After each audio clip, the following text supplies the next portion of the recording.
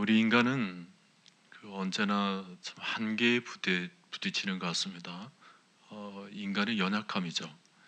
어, 뭐 재화도 부족하고 또 인생의 여러 가지 영역이 있어서도 참 부족하기 때문에 늘 한계에 부딪히는 것 같습니다.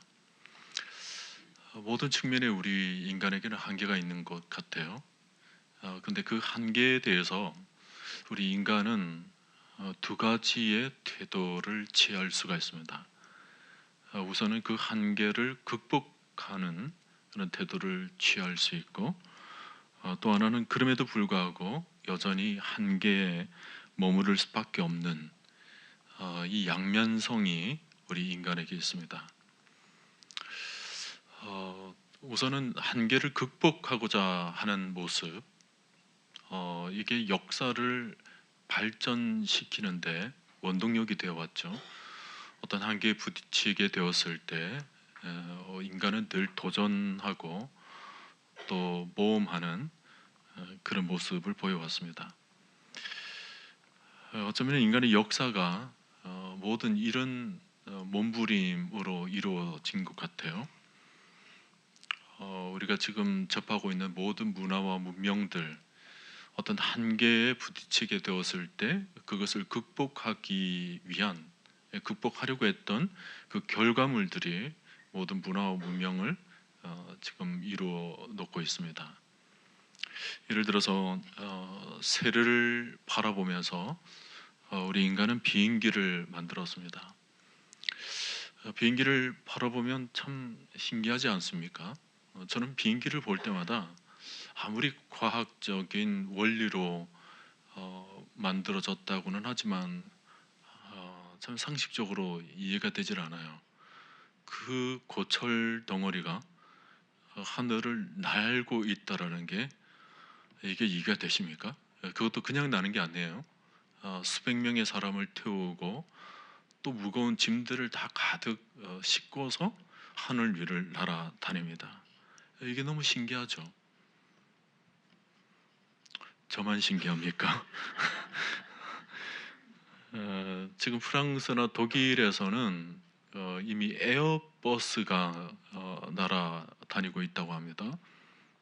물론 아직은 뭐 버스 형태는 아닙니다만은 뭐 날아다니는 그런 버스가 있대요.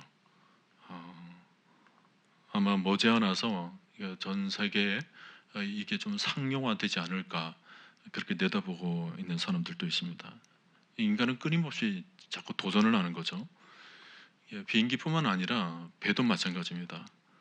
어떻게 그 고철덩이가 물 위를 떠다닙니까? 이게 정말 이해가 되질 않아요. 배가 얼마나 무겁습니까? 근데 부력이 뭐길래 물 위를 떠 있는 모습을 보면 참 신기하지 않을 수가 없습니다. 사람들도 다 마찬가지예요. 뭐 그런 도구들뿐만 아니라 저는 등산하는 사람들 보면 참 신기합니다. 특히 그 히말라야 그 최정상 히말라야 산이 8,848m 이지 않습니까? 이미 8,000m를 넘어가게 되면 인간은 호흡하기가 굉장히 어려워집니다. 우리는 뭐 가까운 검단산도 올라가기를 굉장히 버거워하죠. 근데 어떻게 그렇게 눈이 가득 덮인 그 높은 산을 사람들은 지금 올라가고 있을까? 산악인들은 왜 그렇게 그런 산을 오르려고 하는 것이니까? 다른 이유가 아닙니다. 그냥 한계에 도전을 하는 것입니다. 이것처럼 모든 역사들은 누군가가 어떤 문제에 부딪혔을 때 그 문제를 도전하고 극복하려는 데서 다 역사가 만들어진 것입니다. 한계에 도전하는 것은 굉장히 귀한 모습이죠. 원래 육상에서 그 1마일대를 4분 안에 달린다는 것은 사실은 불가능한 일이었다고 합니다. 만일 그 시간을 넘어가게 되면 뭐 관절이 파열된다든지 혹은 심장이 터진다든지 그런 말들이 굉장히 많았다고 합니다. 근데 4분대를 안에 든다라는 것이 도저히 불가능하니까 4분 넘어서 다들 그렇게 달렸던 것입니다. 그런데 1954년에 로즈 베니스트라는 사람이 4분 안에 들어간 거예요. 1마일을 그렇게 4분 안에 4분대를 뛰어넘었습니다. 기록을 깬 거죠. 근데 재밌는 것은 그 일이 있고 난 뒤에 줄줄이 선수들이 4분대를 넘긴 거예요. 한 달, 그 일이 있은 지 한 달 안에 10명의 선수가 4분 안에 다 들어갔습니다. 그리고 1년 후에는 37명이 들어갔고 또 2년 후에는 무려 300명이 4분 안에 다 들어갔습니다. 근데 지금은 뭐 4분 안에 들어가는 것이 뭐 정형화되어 있죠. 육상 선수라면 다 들어갑니다. 어떻게 이런 일이 일어날 수 있을까? 갑자기 무슨 인간의 유전자가 바뀐 것일까? 그게 아니라는 거예요. 마의 4분대 그 로즈라는 사람이 기록 갱신을 하게 되면서 인간의 한계는 극복할 수 있다. 이걸 심어준 거예요. 그러니까 그 얘기에서 얻을 수 있는 교훈은 인간의 한계라는 것은 육체에서 생겨나는 것이 아니라 마음에서부터 출발한다. 외적인 장벽보다는 심리적인 장벽이 그만큼 우리를 억누르고 있었다라는 것을 보여주는 일이었던 것 같습니다. 아까 말씀드렸던 그 에베레스트 산 8,848m라고 했는데 한 30년 전만 하더라도 이 높은 산에 올라가는 사람이 지극히 극소수였습니다. 10명이 안 됐어요. 뭐 3명, 4명 정도밖에 안 되던 그게 지금은 1년에 500명 이상이 그 산을 지금 정복하고 있다고 합니다. 왜 이런 차이를 만들었느냐? 바로 베이스 캠프의 높이가 달라지면서 그런 정복자들이 많이 생겨나게 됐다라는 거예요. 그러니까 옛날에는 그 베이스 캠프를 3,000m 지점에 쳤다고 합니다. 그 높이를 치게 되면 그 높은 곳을 치게 되면 이게 불가능하다, 견디기 어렵다. 뭐 눈도 오지만 기후적으로 그 베이스 캠프 역할을 하지 못한다. 그렇게 여기고는 다 베이스 캠프를 3,000m에 쳤는데 어느 순간 누군가에 의해서 6,000m 지점에 베이스 캠프를 쳤던 거예요. 그러니까 산을 올라가기가 너무 쉬운 겁니다. 과거에 비해서. 그래서 그 일 이후로 사람들이 전부 베이스 캠프를 6,000m 지점에 치게 되면서 그 산을 정복하는 사람이 훨씬 많아졌다라는 것입니다. 누군가가 인간이 지금까지 생각해왔던 어떤 한계점들을 극복하게 되니까 그 다음에 많은 사람들이 뒤를 이어서 이제 한계를 극복하더라는 것입니다. 우리는 근거 없는 신화나 관습에 얽매여져 있어서는 안 됩니다. 사람들은 말을 하죠. 요즘 경기가 안 좋다. 그런 말들을 하는데 사실은 경기가 좋았던 적은 없었던 것 같아요. 제가 50여 년을 살면서 제가 코오면서 한 번도 올해는 경기가 좋다라는 말을 들어본 적이 없습니다. 근데도 뭐예요? 지금 계속 우리나라 경제는 발전하고 있잖아요. 그러니까 어떤 면에서는 경기가 안 좋다라는 말은 일종의 근거 없는 신화일 수도 있습니다. 사람들이 어렵다 힘든다라고는 하지만 다들 뭐예요? 다 극복하고 있는 거죠. 다 이겨내고 있는 것입니다. 시대가 알게 모르게 그렇게 발전해 가고 있는 것입니다. 여러분들도 지금 나는 경기가 좋을 때를 기다리겠다라고 하시는 분이 있습니까? 나는 요즘 경기가 안 좋으니까 나는 아무것도 하지 않고 나는 경기가 좋을 때까지 기다리련다 하시는 분, 아마 제가 장담컨대 경기 좋아질 때는 오지 않을 겁니다. 왜 그런 줄 아십니까?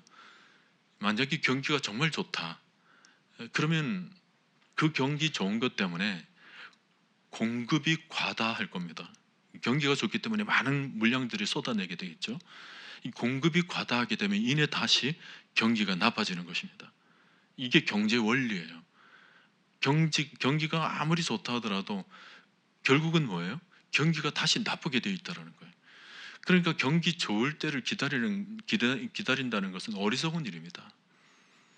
지금의 상황에서 지금의 한계점에서 도전하는 것이 더 중요하죠. 힘들지 않은 일이 어디에 있습니까? 힘들지 않은 가정이 있을까요? 힘들지 않는 교회가 있을까요? 힘들지 않는 사업이 있을까요? 없습니다. 사업은 크든 적든 다 힘이 듭니다. 안타까운 것은 사람들의 그 한계에 사로잡혀서 인생을 낭비하는 사람들이 너무 많다라는 것입니다. 이런 모습들을 보면서 하나님께서 인간을 만드실 때 참 묘한 힘을 안겨다 주셨다라는 생각을 가지게 됩니다. 한계를 치고 극복할 수 있도록 엄청난 가능성을 우리 안에 심어준 거죠. 그러니 쉽게 좌절하고 포기하는 그런 습성, 우리는 좀 버릴 필요가 있습니다. 믿음 안에서 할 수만 있다면 우리는 이 한계를 극복하고자 하는 그런 태도를 지녀야 되는 것입니다. 이 세상에서 한계에 도전하는 그런 용기를 잃어서는 안 되는 거죠. 한계에 도전할 때 우리는 전혀 다른 인생을 살아가게 되는 것입니다. 하나님께서 인간을 놀랍게 지으셨어요. 사람들에게는 너무나 중요한 이 잠재력을 다 주셨습니다. 이 밤에 여러분 속에 있는 잠재력을 다시 발견해 볼 수 있기를 바랍니다. 하나님께서 주신 잠재력, 나에게 뭔가 할 수 있는 힘을 어떤 영역에서 주셨을까? 기도 가운데 한번 발견해 보시길 바랍니다. 자, 이렇게 말씀을 전하고 설교를 끝마치면 설교 절반만 하고 마는 겁니다. 그저 우리 자신 안에 있는 하나님의 주신 잠재력을 여러분 개발하고 발견하십시오 라는 정도 얘기. 사실 이것은 교회에서만 들을 수 있는 얘기가 아니고 세상 속에서도 얼마든지 들을 수 있죠. 자기 개발이라는 이름으로 그런 책들도 많이 나와 있습니다. 우리 인간이 어떤 존재인가? 막연히 어떤 한계에 있어서 도전만 하는 존재가 아니라 한계에 부딪히게 되었을 때 그 한계에 또다시 넘어지는 연약한 존재라는 것도 우리는 알 필요가 있습니다. 인간에게는 또 다른 양면성이 있는 거죠. 한계에 도전하는 모습이 있는가 하면 또다시 한계에 넘어지는 존재라는 것을 알아야 합니다. 우리는 주어진 환경을 극복하기 위한 아주 무한한 잠재력을 가지고 있다는 것을 발견해야 함과 동시에 우리는 그럼에도 불구하고 여전히 우리에게는 한계를 완전히 극복하지 못하는 존재라는 것도 인식해야 합니다. 우리에게는 일반적인 한계들이 있습니다.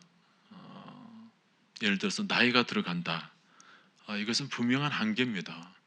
시간을 우리가 멈출 수가 없어요.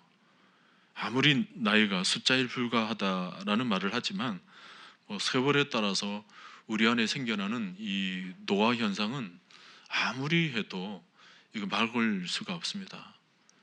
요즘 유명한 화장품이 아주 좋게 나와가지고 노화를 막을 수 있다라고는 하지만 아무리 여러분 화장품 좋은 것을 발라보십시오. 노화 자체를 막아내지는 못합니다. 랑콤, 시세이도, 크리스찬 디올, 에스티 로더, 또 뭐가 있어요? 설화수, 예? 또 뭐가 있죠? 클리니크 그런 것도 있죠. 비오뎀 그런 것도 있지 않습니까? 또 뭐가 있어요? 아무튼 그런 화장품이 뭐예요? 노화를 어떤 면에서는 숨길 수 있을지는 몰라도 그 근본 자체를 사실은 막을 수는 없어요. 조금은 더디 만들 수는 있을지 몰라도 그러나 노화 자체를 막아낼 수는 없습니다. 이게 우리 한계죠. 뿐만 아니라 체력적인 한계도 우리는 막지를 못합니다. 올림픽의 선수들, 체조 선수들 보세요. 얼마나 그 유연성을 자랑합니까? 근데 이내 몇 년 안 되어서 노화되어 버립니다. 이미 꺾여 버리죠. 김연아 선수도 그렇게 잘 뛰던 사람이었는데 지금은 노장이 되어 있습니다. 아직 젊은데 그 스케이트계에서는 좀 노장이 되어 있는 거예요. 인간의 한계입니다.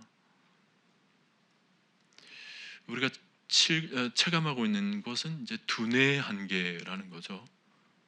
우리도 나이가 들어갈수록 자꾸 까먹는 거예요. 시계가 어디 있나? 한참 찾다 보니까 자기 손목에 있는 겁니다. 문을 잠궜는지 안 잠궜는지 깜빡깜빡합니다. 오늘도 우리 중에 이 자리에 앉아 있지만 내가 나올 때 그 가스불을 껐나 염려하시는 분도 아마 있을 거예요. 우리 인간의 한계입니다. 두뇌의 한계죠. 20대와 30대가 다릅니다. 30대와 40대가 달라요. 그래서 책 중에 30잔치는 끝났다라는 책이 있습니다. 40대부터는 급격하게 체력이 떨어지게 된다는 얘기예요. 그 이후의 나이에 대해서는 뭐 말할 것도 없죠. 자꾸만 떨어집니다. 사회적인 한계도 있습니다. 직장의 한계도 있어요. 뭐 좋은 직장에 다닌다고는 하지만 자꾸만 밑에서 치고 올라오는 거예요.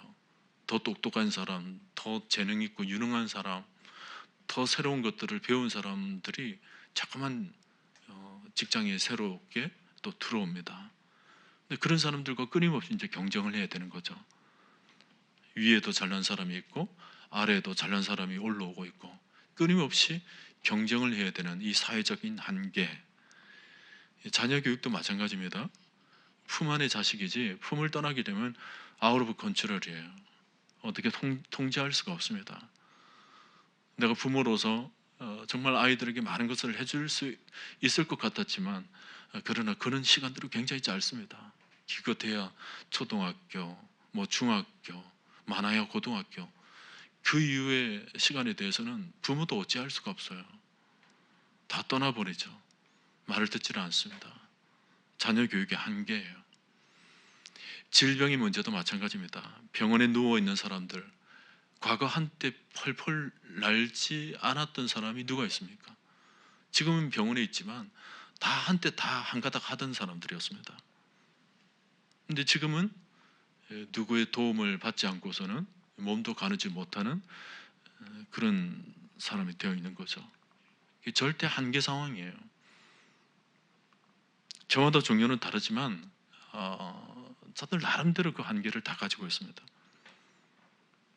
그리고 무엇보다 그런 한계들 중에 최대의 한계가 뭡니까? 인간이 가지고 있는 최대의 한계는 바로 죽음입니다. 인간의 유한성이죠. 그 어느 누구도 이 죽음을 또 막아낼 수는 없습니다.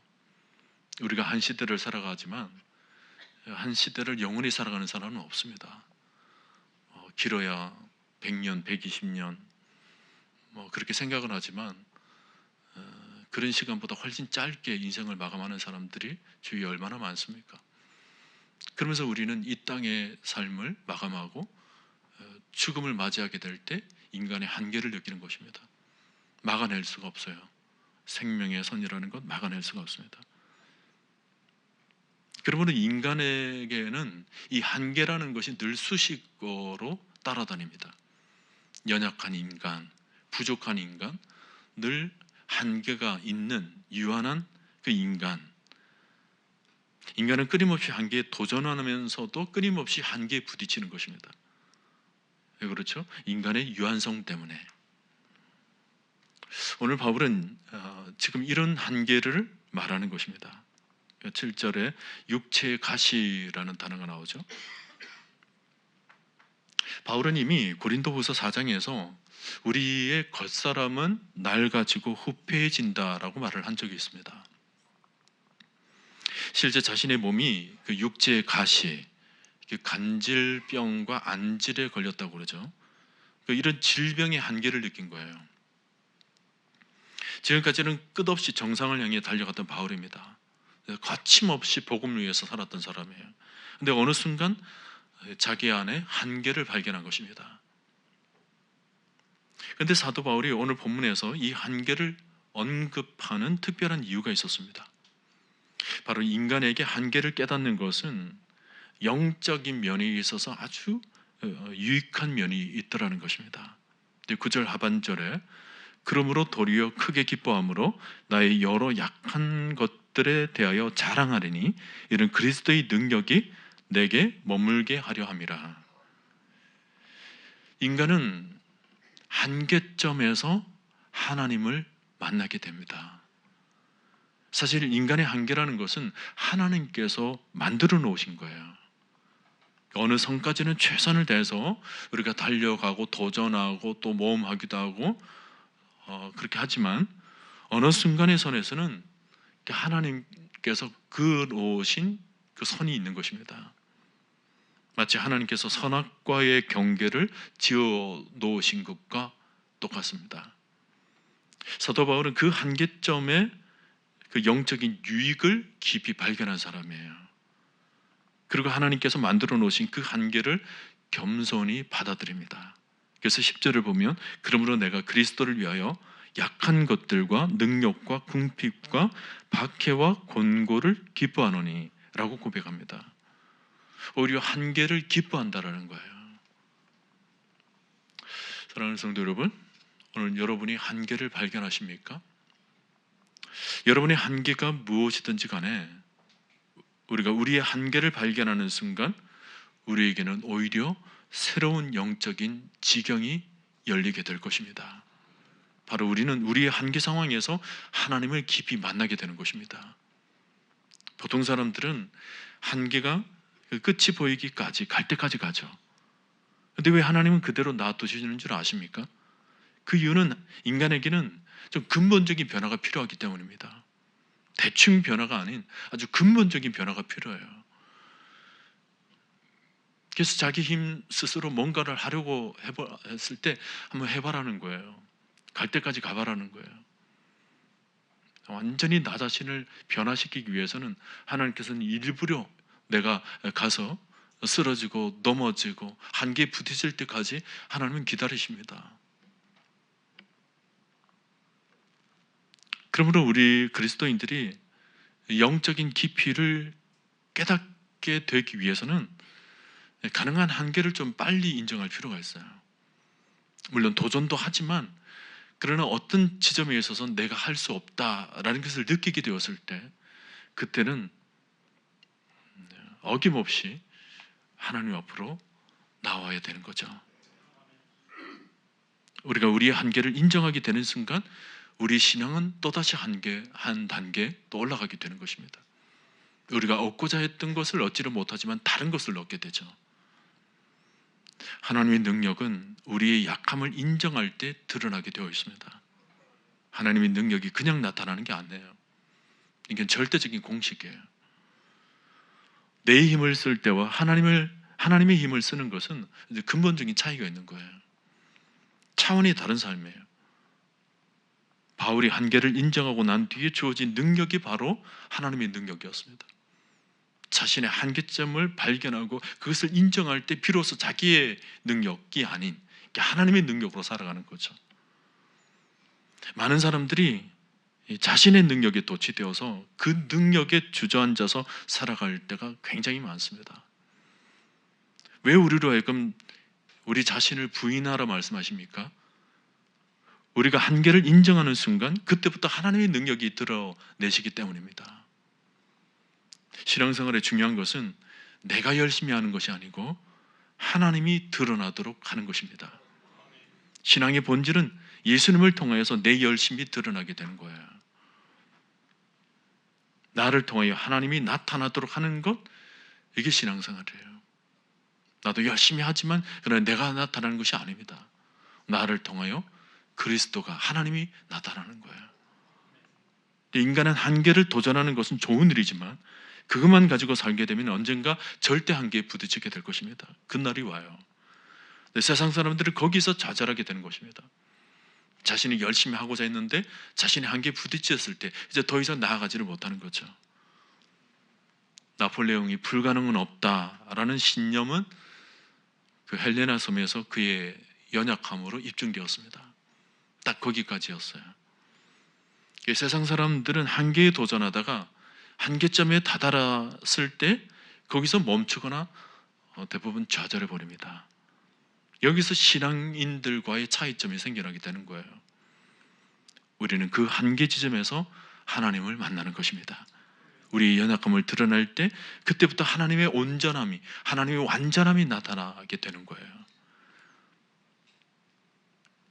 대부분 사람들이 자기 힘을 가지고 도전하기도 하고 실패하기도 합니다. 해보니까 그게 그렇더라. 어떤 분들은 성경도 그렇습니다. 성경도 읽어보니까, 기도도 해보니까 그게 그렇더라. 이거 뭐예요? 다 자기 힘으로 한 거예요. 기도한다고 하지만 자기 힘으로 한 겁니다. 성경을 읽는다고 하지만 아직 말씀을 완전히 붙잡지를 못하는 거예요. 내 힘으로 붙잡았다가 안 되면 놔버렸다가 그렇게 하는 거죠. 가나안 혼인잔치에서 포도주가 끝이 나는 것처럼 그 인간의 자원이 언제나 한계가 있기 마련입니다. 내 열심은 언제나 동일하게 되어 있어요. 나의 자원은 동일하지만 하나님의 자원은 무한한 것입니다. 우리에게는 하나님의 에너지가 흘러 들어와야 되는 거예요. 우리 배에서 생수의 강이 흘러 넘쳐야 되는 것입니다. 여러분, 흘러 넘치는 것과 쪽박으로 퍼담는 것의 차이를 한번 생각해 보세요. 힘들지 않고 아주 넘치는 것입니다. 흘러 넘치는 삶. 내가 약할 때 강함은 바로 이런 것입니다. 우리가 그리스도 안에서의 연약함은 바로 그런 거예요. 나는 약하지만 하나님은 강하십니다. 나는 부족하지만 하나님은 흘러 넘치도록 우리를 채워주시는 분이세요. 우리가 우리의 한계를 인정할 때 우리의 힘을 의존하지 말고 하나님을 의지하는 삶, 그것이 곧 우리의 강함이 되는 것입니다. 내가 못한다고 하나님이 못하시는 분은 아니십니다. 이것을 경험해야 돼요. 나는 못한다, 그럴 수 있죠. 그러나 내가 못한다고 하나님마저 그렇게 우리식으로 평가해서는 안 됩니다. 우리가 신앙으로 살아갈 것인가 아니면 신념으로 살아갈 것인가, 분명한 차이가 있습니다. 사람들은 끝없이 도전을 하지만 사실 그것은 하나의 신념이에요. 그 신념은 언제나 한계에 부딪히게 될 것입니다. 그러나 신앙은 하나님과 함께 날아가는 것입니다. 나 스스로 날아가는 것과 비행기를 타고 가는 것, 분명히 차이가 있죠. 여러분, 우리도 날 수 있습니다. 한 10층 정도에서 날 수는 있어요. 근데 문제는 뭐예요? 곧 떨어진다는 게 문제죠. 멀리 뛰기 하는 사람들 보세요. 한 7m, 8m는 훨씬 뜁니다. 그러나 거기까지가 한계예요. 신앙은 비행기를 타고 날아가는 것입니다. 비행기를 타고 아주 편안히 밥도 먹어가면서 음악도 들어가면서 비행기를 타고 가는 거예요. 내가 노를 저어가는 것과 쾌속선을 타고 가는 것 다르죠. 이게 인생의 질을 완전히 갈라놓는 거예요. 영적 환희가 다른 것입니다. 하나님께서 이끄시는 쾌속선을 타고 갈 때, 이게 하나님께서 하시는 거구나. 내 힘으로는 아주 끙끙대어서 겨우겨우 살아가는 삶이 하나님께서 완전히 등에 업으시고 나를 그냥 이끌어 가시는 삶. 나는 등에 업혀서 거의 잠들기도 하고 안식을 누리고 평안을 누리기도 하고, 하나님께서 이끄시는 삶으로 살아갈 때 거기서 생겨나는 놀라운 평안은 세상에서 찾아볼 수가 없는 거예요.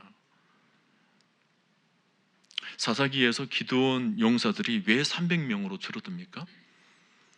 3만 명이 있고 10,000명이 있고 그럴 때는 다 자기 힘으로 하는 거예요. 우리 힘으로 할 수 있다는 겁니다. 왜 300명으로 줄어들었냐? 사실 그 이유가 이미 사무엘상 14장 6절에 나와 있었습니다. 여호와의 구원은 사람이 많고 적음에 달리지 아니하였느니라. 여러분, 이 말씀을 꼭 기억하세요. 여호와의 구원은 사람이 많고 적음에 달리지 아니한다. 하나님의 큰 역사도 마찬가지. 사람이 많고 적음에 달려 있지 않습니다. 우리 교회도 하나님의 큰 역사를 이루기 위해서 무슨 몇천 명, 몇만 명이 필요한 것 아닙니다. 단 수십 명이 있다 하더라도 뭐예요? 그 수십 명이 하나님을 붙들면 되는 것입니다. 10명이 있더라도 그 10명이 하나님을 붙들면 되는 거예요. 하나님이 힘이 될 때 그 10명이 세상을 변화시키는 겁니다. 오늘 밤에 이 자리에 계신 여러분은 하나님을 붙잡을 수 있기를 바랍니다. 하나님이 찾으시는 300명이 되십시오. 기드온이 그 사사로 출발할 때는 보면 뭐든지 다 연약했습니다. 기드온 자신도 연약했어요. 그 시대가 다 연약한 시대였습니다. 지도자도 허약해 보이고 상황도 허약해 보이고 기대할 것이 아무것도 없었어요. 하나님은 군사의 수를 줄이고 또 줄이십니다. 안 그래도 지금 부족한데, 안 그래도 지금 연약한데 하나님은 계속 인간의 숫자를 줄여 나가십니다. 기도원이 그걸 본 거예요. 아, 하나님께서 하시는 일이 사람의 생각과 다르다. 사람은 사람으로 이루어질 것으로 생각하지만 하나님은 그렇지 않더라는 것입니다. 능히 하나님 스스로 완전한 역사를 이루실 분이다 라는 것을 기도원이 체험한 것입니다.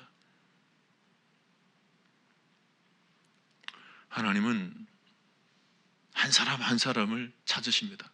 그리고 정말 믿음으로 설 만한 사람들을 모으고는 그 사람을 통하여서 하나님의 역사를 일으키시는 겁니다. 그러므로 중요한 것은 우리의 삶의 태도예요. 우리가 어떤 삶의 모습을 지니고 있는가. 하나님 앞에서 우리의 재주나 우리의 능력을 믿지 말아야 합니다. 우리의 꾀나 우리의 힘을 너무 의지하지 말아야 돼요. 우리의 지혜는 하나님을 능가할 수 없습니다. 우리가 가지고 있는 물질은 하나님의 풍부와 비교할 수가 없는 거예요. 그러므로 우리 자신이 유능할 필요는 없습니다. 오히려 우리가 약할수록 하나님이 모든 것을 더해 주시는 것입니다. 우리가 자주 부르는 찬송에도 그렇지 않습니까? 약할 때 강한 대신에, 약할 때 강한 대신에.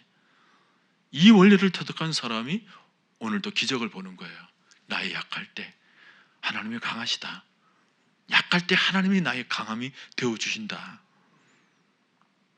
세상이 어떻고 환경이 어떻고 뭐가 어떻고 따질 필요가 없어요. 사실은 그것보다는 나에게 하나님이 계신다. 그것을 바라보는 눈이 너무나도 중요한 것입니다. 나와 하나님이 함께 하신다면 나의 모든 삶 속에서 하나님께서 채워주시리라. 나의 강력이 되어주시는 그 하나님을 바라보면서 우리는 또다시 세상을 능히 이길 만한 하늘의 능력을 공급받게 되는 것입니다. 우리에게 군사가 300명밖에 없다는 이 초라한 현실로 여러분 주눅들지 마시기를 바랍니다. 세상 사람들은 많고 예수 믿는 사람들은 적고 세상은 화려한데 주의 환경은 왜 이렇게 초라한가? 여러분 그렇게 바라볼 필요가 없어요. 그 세상을 다스리시는 분은 하나님이십니다. 그 위에 계신 분이 하나님이신데 우리가 주눅들 필요가 뭐가 있습니까? 사람이 아무리 많아도 그 사람의 생명을 거느리고 계신 분이 하나님이신데 사람이 많고 적으면 그건 무슨 상관이에요? 여러분 지금 우리가 무엇을 바라보고 있는가 너무 중요합니다. 전쟁에서 이기게 하시는 하나님을 바라봐야 되는 거지 쪼그라드는 그런 상황을 우리는 바라보며 살아서는 안 됩니다. 여러분 오늘 밤 하나님을 바라볼 수 있기를 바랍니다. 여러분이 약함 속에 있으면 있을수록 더욱더욱 하나님을 바라보십시오. 내가 약할수록 하나님이 강력이 되어주십니다. 이 밤에 여러분이 영적 차원을 좀 새롭게 만들어 가시길 바랍니다.